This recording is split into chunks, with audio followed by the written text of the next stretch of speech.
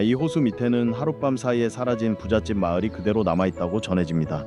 그리고 호숫가에는 그 어떤 과학자도 설명하지 못한 형상을 한 바위 하나가 서 있습니다. 전설에 따르면 그 여인은 돌이 되기 직전 남편의 목소리를 들었다고 합니다. 하지만 그날 밤 이후 그 남편을 봤다는 사람은 단 한 명도 없었습니다. 아주 먼 옛날 이 마을에는 황동지라는 부자가 살았습니다. 곳간마다 곡식이 넘쳐났지만 그의 마음은 그 곳간의 절반도 채우지 못할 만큼 인색했습니다. 그의 며느리는 정반대였습니다. 가진 것이 적어도 마음만은 늘 넉넉한 사람이었습니다. 마을 사람들은 몰랐지만 며느리는 굶주린 이가 지나갈 때마다 자신의 몫을 슬쩍 나누어 주곤 했습니다. 며느리에게는 남편이 있었습니다. 그날도 남편은 새벽부터 먼 밭으로 일을 나간 참이었습니다. 떠나기 전 두 사람은 말없이 눈빛만 주고받았습니다. 어느 날 한 노승이 시주를 받으러 대문 앞에 섰습니다. 노승이 대문 앞에 선 순간 이상하게도 지저귀던 새소리가 뚝 그쳤습니다. 황동지는 곡간 대신 마당에 쌓인 쇳똥을 삽으로 퍼담으라 일렀습니다. 중이 배불리 먹어서 무엇하겠느냐? 이거나 가져가시게. 노승은 아무 말 없이 그 자루를 받아들고 조용히 돌아섰습니다. 그 모습을 지켜보던 며느리의 얼굴이 어두워졌습니다. 며느리는 잠시 망설였습니다. 시아버지에게 들키면 어떤 벌을 받을지 알 수 없었습니다. 하지만 마음이 이내 결심을 굳혔습니다. 며느리는 시아버지 몰래 쌀을 퍼담아 노승의 뒤를 쫓아갔습니다. 스님, 죄송합니다. 이 쌀이라도 받아주십시오. 노승은 며느리를 가만히 바라보았습니다. 그 눈빛은 조금 전과는 달랐습니다. 지금 곧 이 마을을 떠나시오. 무슨 소리가 들리더라도, 그것이 누구의 목소리처럼 들리더라도 절대 뒤를 돌아보지 마시오.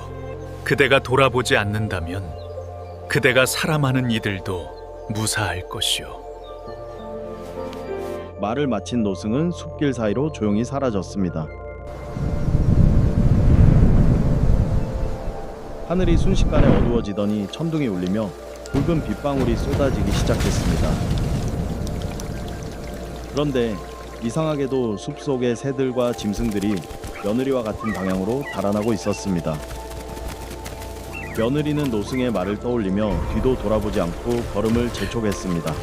젖은 치맛자락이 다리에 휘감겼지만 멈추지 않았습니다. 빗줄기는 점점 거세졌고 나뭇가지들이 세차게 흔들렸습니다. 며느리의 심장도 그만큼 빠르게 뛰고 있었습니다.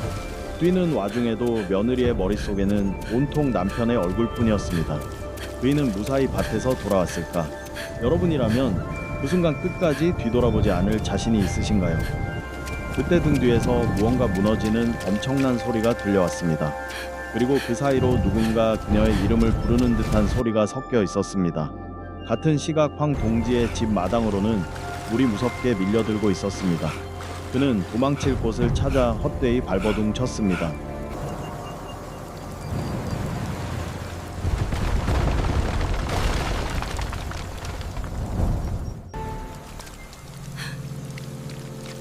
며느리의 발걸음이 그대로 멈췄습니다.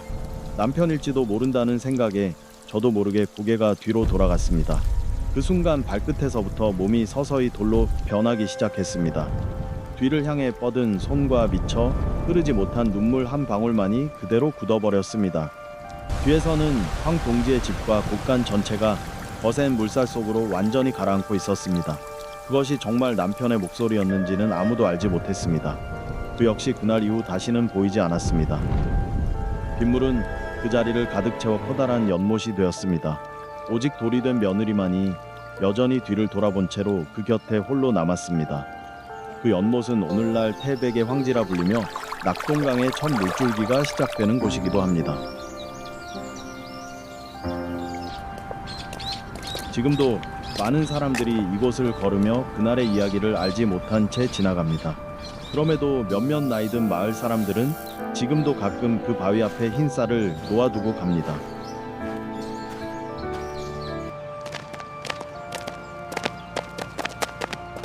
여러분은 어떻게 생각하시나요?